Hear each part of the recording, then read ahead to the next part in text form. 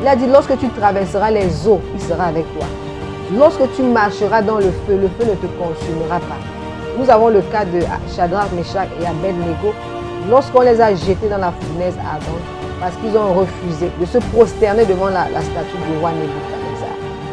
Ils ont été jetés dans la fournaise ardente. Mais avant d'être jetés dans cette fournaise, ils ont dit qu'ils ne vont jamais compromettre leur relation avec leur Dieu. Même si le roi les tue, Dieu est capable de les sauver. Et même si Dieu refuse de les sauver, ils n'abandonneront jamais leur principe avec leur Dieu. Tu dois avoir cette radicalité d'esprit et savoir que tu n'es pas seul, quoi qu'il t'arrive. Salut, j'espère que vous allez bien par la grâce de Dieu. Mon nom c'est Laurentine Djatsa et je vous reviens encore cette semaine avec un message très important et je vais vous encourager à l'écouter jusqu'à la fin. Alors, il y a de cela quelques semaines, nous avons commencé un message, un enseignement ou alors une série sur le combat spirituel et j'expliquais que j'ai ce fardeau de voir beaucoup de personnes là-dehors qui traversent des moments difficiles à cause des oppressions, différentes oppressions démoniaques. Voir ces gens-là vraiment prendre autorité, découvrir déjà qui ils sont et prendre autorité pour pouvoir sortir des griffes de l'ennemi. Parce que moi aussi, je suis passée par là. Je reçois beaucoup de messages, de demandes de prière, mais lorsque j'écoute ces personnes, je me rends compte qu'il y a beaucoup d'oppression dans les vies des gens. Malheureusement, je me rends aussi compte que ces gens ne savent pas comment sortir de là. Ils appliquent des méthodes qui ne sont pas vraiment bibliques, des méthodes qui ne vont pas les aider, qui vont continuer à les asservir, les maintenir sous l'oppression démoniaque.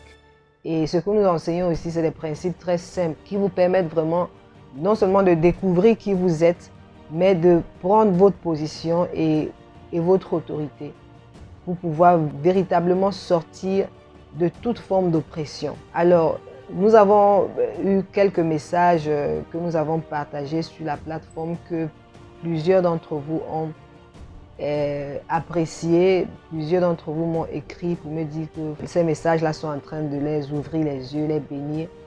Et alors, la semaine dernière, nous avons commencé un enseignement sur l'autorité du croyant.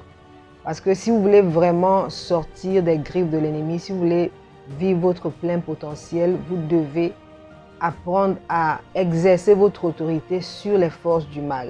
Parce que c'est ce que Dieu veut que nous fassions. Sinon, Jésus ne nous aurait pas dit qu'il nous a donné le pouvoir de marcher sur les serpents et les scorpions et sur toute la puissance de l'ennemi. Jésus nous a donné non seulement le pouvoir, mais également l'autorité pour exercer ce pouvoir-là.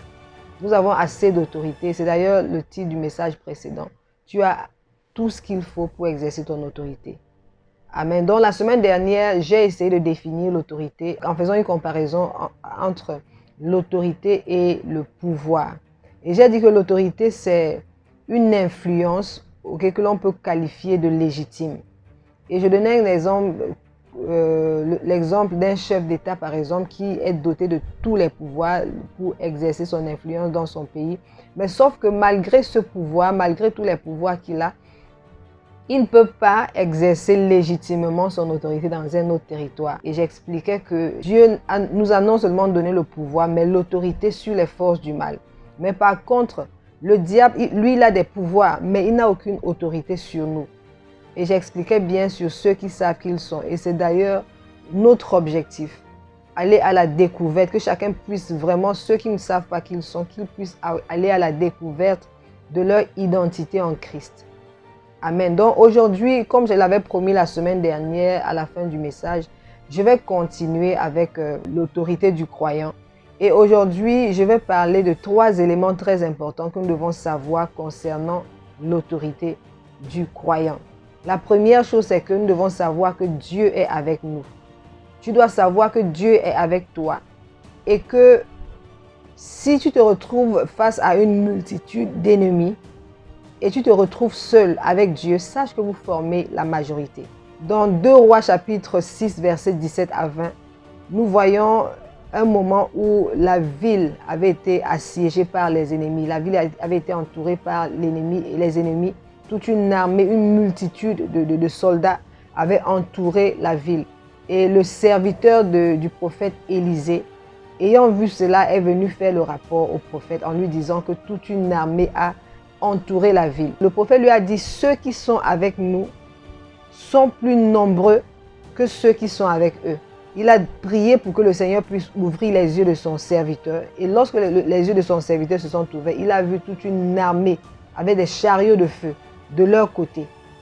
Donc c'est pour dire que tu peux peut-être te retrouver seul face à toute une bataille. Tu dois être conscient de la présence de Dieu avec toi 24 heures sur 24. Je vais prendre le cas d'un président, le président des États-Unis. Ce n'est pas parce que le monsieur est en train de se balader peut-être dans son jardin tout seul ou même dans la rue avec sa famille. Peut-être qu'il prend un bon moment avec sa famille. Vous pensez qu'il est seul, mais essayez de toucher au président. Que quelqu'un essaie de toucher au président, vous allez comprendre qu'il n'est pas seul. Tu dois comprendre que tu n'es pas seul. Il y a toute une myriade d'anges autour de toi, mais sauf que tes yeux ne sont pas ouverts comme les yeux du serviteur, du prophète, pour voir qui tu es. C'est une question de foi en les promesses de Dieu, foi en la parole. Il a donné sa parole et il y tiendra. Il n'est pas un homme pour mentir, ni le fils de l'homme pour se repentir. Il a dit, lorsque tu traverseras les eaux, il sera avec toi. Lorsque tu marcheras dans le feu ne te consumera pas. Nous avons le cas de Shadrach, Meshach et Abed-Nego. Lorsqu'on les a jetés dans la fournaise ardente, parce qu'ils ont refusé de se prosterner devant la statue du roi Nebuchadnezzar.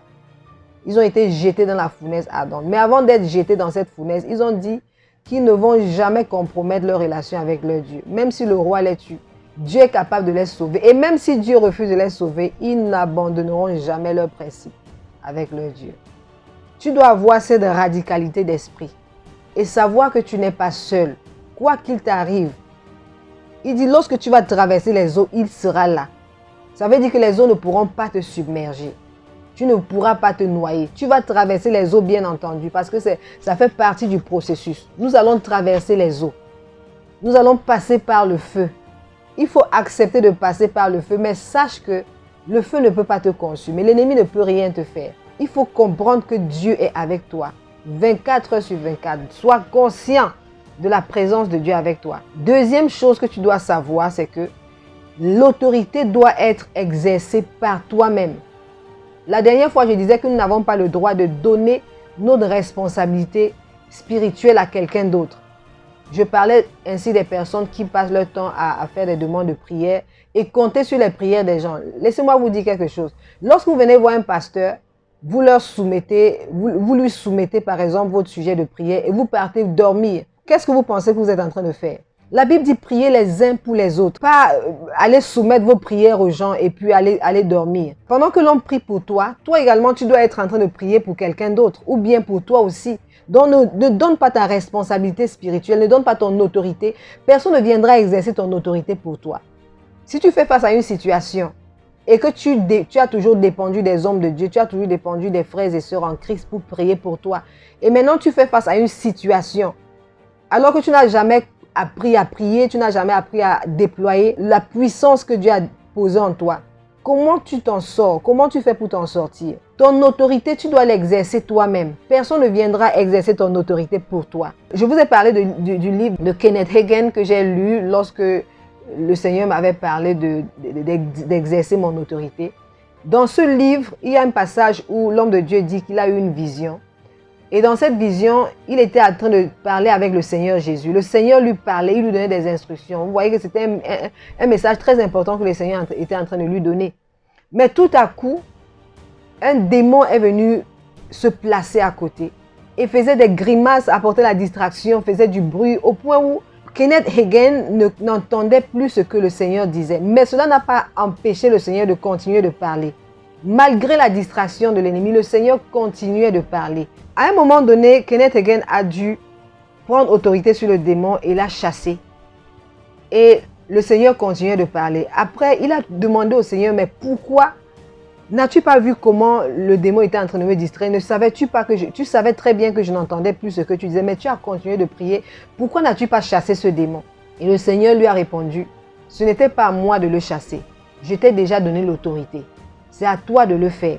Imaginez-vous quelqu'un, on te nomme à un poste de responsabilité dans une entreprise et tu es responsable peut-être d'une dizaine d'employés. Est-ce que tu vas faire appel à quelqu'un d'autre pour venir t'aider à guider, conduire ton équipe? Tu vas devoir exercer ton autorité parce que tu as été placé là légitimement. Tu n'as pas besoin du secours de qui que ce soit. Si on t'a placé là, c'est parce qu'on t'a donné, on sait que tu as les pouvoirs nécessaires, tu as la capacité nécessaire pour assumer tes fonctions.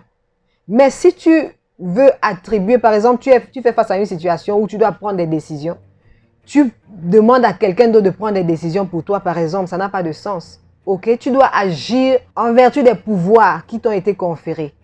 Parce que tu as le pouvoir de le faire, tu as l'autorité pour exercer ce pouvoir. Quand est-ce que tu vas apprendre toi-même à te lever, prendre ta vie en main et exercer ton autorité sur les forces du mal? Moi, j'ai eu un exemple, un cas similaire. Un jour, nous sommes allés à une retraite des jeunes, des jeunes de l'église, il y a de cela quelques années déjà.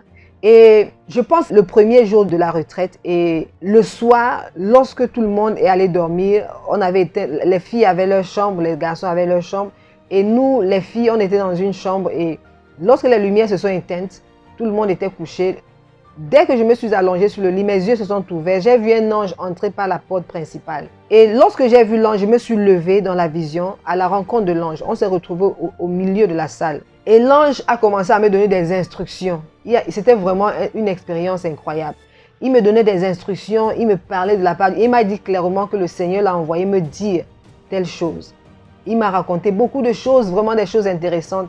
Et pendant que les choses devenaient encore plus intéressantes, voilà je vois un frère qui apparaît à ma gauche et qui commence à se plaindre. Il commence à se plaindre en disant, mais pourquoi, quand est-ce que l'ange va aussi venir lui parler? Il attend son tour et tout. Et moi, au lieu de... En fait, quand j'ai vu ça, je n'ai pas eu le discernement dans mon esprit, en fait, même dans la vision, pour comprendre qu'en fait, c'était une distraction de l'ennemi pour m'empêcher de recevoir ce que l'ange avait à me donner, à me dire.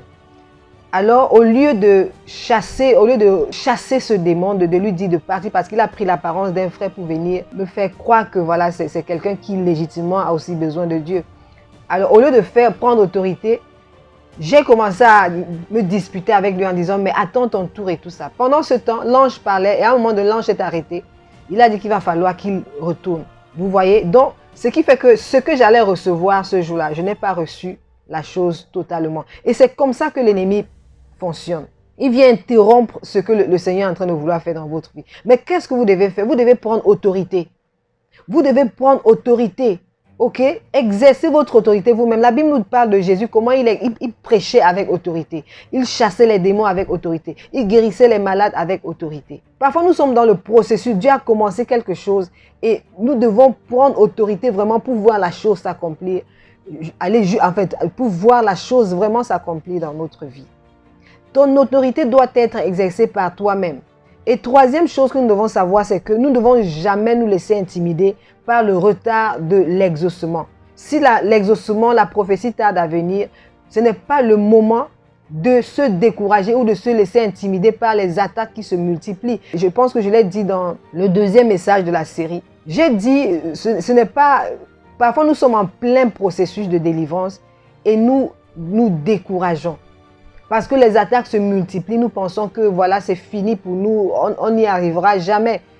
Pourtant, cela veut tout simplement dire que nous avons déclenché quelque chose. Il y a riposte, il y a réaction. Vous ne vous attendez pas quand même que vous apparteniez à quelqu'un, vous êtes esclave de quelqu'un et vous cherchez à le quitter et vous ne vous attendez pas à ce qu'il vous laisse partir sans rien faire. Donc, ce n'est pas parce que l'exaucement tarde à venir, ce n'est pas parce que vous continuez toujours de voir les attaques que vous pensez que vous allez vous laisser intimider par les démons et croire en fin de compte que la prière ne marche pas, le jeûne ne marche pas, en fait Dieu, ça ne marche pas. Et certains malheureusement se retrouvent chez les féticheurs. Dans la gueule du loup même, comment vous comptez chasser un démon en utilisant leurs agents? Certains se retrouvent dans des choses incroyables, tout simplement parce qu'ils n'ont pas été assez patients pour aller jusqu'au bout de leur délivrance. Je vais vous donner un exemple, le cas de Daniel. Dans Daniel chapitre 10, verset 12, nous voyons l'ange de l'Éternel qui vient dire à Daniel que dès le premier jour où il a décidé de chercher la face de Dieu, je paraphrase, sa prière a été entendue. Et voici pourquoi lui, l'ange, il est là. Mais, sauf que en chemin, il a été bloqué par le prince de Perse. Ça, c'est des démons. C'est ce qui se passe souvent quand nous prions. Lorsque tu pries, tu demandes à Dieu, en fait, tu es en train de prier pour ta délivrance et tout, ou bien tu demandes quelque chose à Dieu, la réponse peut être en train de venir. Et il y a des blocages.